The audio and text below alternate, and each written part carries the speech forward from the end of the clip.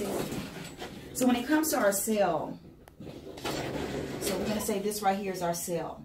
Now, a lot of times people think that it's the nucleus of the cell that is more privy to being damaged, but it's actually not. It's actually the cell membrane, okay? So inside of the cell membrane, and you'll get a lot of medical professionals, cell biologists who will argue that, oh, it's the, nucleus, but, oh, it's a cell membrane. What we have come to find out from our mentor, which is Dr. Pompa, is that it is actually the cell membrane that can either promote health or deteriorate health, okay? So within the cell, you have what we call the ATP. And the ATP is what we call the energy of the cell. So this is where your cell energy comes from, right here inside the cell membrane. Every cell have what we call, which are receptors that attach to it, right? And these receptors are responsible for things like communicating with hormones, with neurotransmitters, right?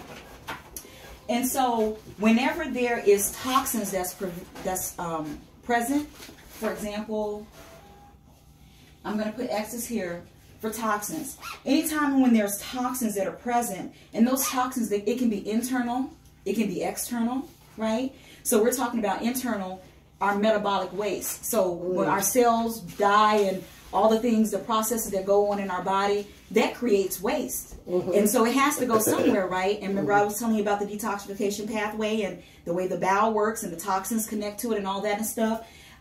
So internally we have metabolic waste, but then we have things that we eat. We have pesticides, right? Okay, so you have to make sure that you clean your vegetables very, very good. Them a long time ago. I'm glad you did, because it was not gonna. It can cause more harm than good. But the pesticides, right? So you have to make sure that you really clean, especially if you're not buying organic, and even if you do buy organic, who's to say it's really organic? Because there's four different types of labels for organic. So you want to make sure that you have a cleaning solution when you do clean your vegetables, right? So it can be pesticides, right? It can be fluoride, which you brush your teeth with. That can also mess with your brain as well.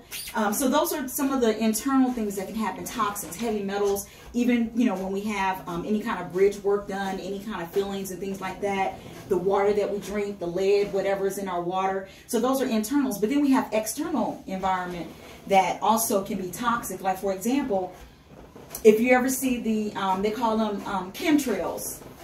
Have you ever seen the chemtrails? Oh, yeah. When the plane flies, it's flying and it leaves like a little streak and you're like, okay, what's going on? The next thing you know, people have respiratory problems. Jet stream. Okay, jet stream. But we call them chemtrails because they're actually spraying the environment with chemicals. But I mean, they are jet streams. But they are jet streams. Yeah, what you're talking about. Yes, they are jet streams. And so here you have this external, right, air pollution, all that stuff. But then also, too, you have the stuff that we put on our skin. That's external, but then it goes internally. So you have all these different toxins, and what ends up happening is that now, because our bodies are not used to it, because God didn't create us to have all this stuff going on, when he created things, everything was good. And so what ends up happening is that you end up having this inflammation that kind of encircles the cell. Okay? So now the cell is inflamed. And so all because of toxins from internal and external. So when it comes to these receptors. Thank you. So when it comes to these receptors right here, so what ends up happening is that now the hormones aren't communicating, right? So the hormones, so then it's like it's sending signals here, trying to talk to the cell, and then it's like, oh, I can't understand what you're saying. And it's almost like, for example, like, and you guys probably know, when you have kids, right? And you're upstairs, your kids are upstairs and you're downstairs, and you holler for your kids and they don't answer, you just keep hollering or you get louder. It's the same thing that happens with our hormones. And even when it comes to the neurotransmitters, it's the same thing. It's like, oh, I'm talking to you, but you're not talking back, what's going on, and stuff like that. And so what ends up happening is that the entire cell membrane has become inflamed. So even when it comes to your husband, even when it comes to you, sir, when we look at the cholesterol levels and all that, and we talked about how you have a circulatory problem, it's the cell. When the cell becomes dry, right? If you're not drinking enough water, so then now your arteries, right, the blood vessels become very dry, and it's so hard to get the blood to flow through it, right? And then next thing you know, elasticity. Yeah. I'm sorry? It affects the elasticity. The elasticity of it, right? And then next thing you know, you have these pockets of plaque or a calcification that occurs because the cells, the walls of the blood vessels and the arteries are now just completely dry. Right? So what you have to moisten them up. But then what it does is it's going to start to affect the cell energy. If you look at the body, right, from the atoms all the way to the cells, all the way to the organ, to the systems, they're all made of cells. So when you have this inflammation that's going on, that's also contributing to this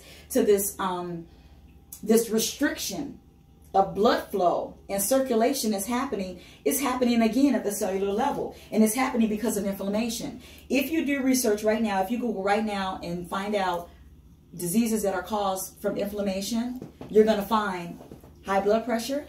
Oh, yeah. You're going to find high cholesterol. You're going to find, even now they're saying diabetes is even contributing to diabetes, right? So all these things are happening at the cellular level, and it's because of inflammation. So what our program does is this. They're also saying that dementia and Alzheimer's is considered type 3 diabetes. Yes, yep, that is absolutely correct. And you can go to the. Well, I've heard a lot of illnesses are due to inflammation. I know I've got a lot of inflammation. Yeah, I can tell you have a lot of inflammation, and the thing is when you remove the inflammation, but before you can even start to remove the inflammation, what you have to do is you have to find out what exactly is causing inflammation is a defensive mechanism. Yeah. Because inflammation ain't bad. It's not evil. It's necessary. But when it becomes chronic, then why is it chronic? You know, and so what we do is we have to go through a process, and we call this the 5 R's. We call it just the 5 R's. Those are mine. I just oh, I'm like, those are mine. Don't give mine away. No. But we call it the 5 R's of healing, and my pen is going out. But we call it the 5 R's of healing. First, we have to remove the source, right? What is the source? What is the source of why, you know, the inflammation is there, or what's causing that toxin or that source of toxin? And so we know that just by looking at his paperwork, it's the dye that they use. We know that's one.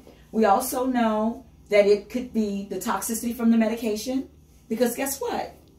Metabolic waste, right? Yeah. We know that if you shop at Walmart, are you cleaning your vegetables good? Yeah. You know, and then we start to remove some of those sources. Then we start to look at the diet. What sugar? What kind of meat are you eating? Are you eating organic meat? Is it grass-fed? Is it grass-finished? What kind of oil are you cooking with? Or is it canola oil? You know, we start looking at all those things to remove the source. And then we go into removing the inflammation. Because once you do that, you're going to start removing inflammation. And that's when you're going to start to see that progress in 2 weeks. Because now we're working with you to identify some of those things that's even in your house and stuff. And so we begin to remove the inflammation, right? Just a little bit, you know, because it takes time. It takes time. And so then what we do after some of the inflammation is removed, now we have to restore. Now we have to restore the cell energy, right? So then that's when he's going to be, how I said, he may be even more lively than he is now. Oh my God. I don't know if he can get more lively than this, but he's going to be all the way live. He's going to be like all the way live, I'm trying to tell you. And stuff, I mean, like all the way live. So you don't heal everybody all the way. I'm sorry, say that again? You don't heal everybody all the way. You just heal them kind of to get them over the hump. Well, we do our best to ask him to heal you all the way, you know. We don't do any healing. But, but he going to be all the way live. I don't know what Anyway, so you might want to close your ears for that. Right. And so then we have to restore methylation, because it's in this methylation that our DNA actually begins to shift and to change. And so by doing all of that, and we're removing this, and and then now the cell can regenerate, it can repopulate, and it can do all sorts of wonderful things. And so now you have communication with the neurotransmitters, you have communication with the hormones. I mean, it's just the communication of the cell. Just it becomes it's almost like it's reborn, And so it's a pretty phenomenal